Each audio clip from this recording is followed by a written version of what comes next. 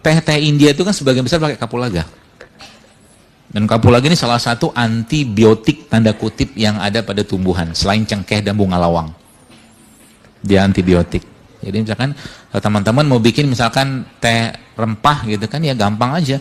Ambil cengkeh, ambil kapulaga, kasih daun mint sedikit, kasih air panas, jadi. Tehnya jadi teh daun mint, cuman ada bahan anti infeksinya. Itu bisa untuk infeksi tenggorokan, lagi batuk pilek, bisa pakai itu. Simple?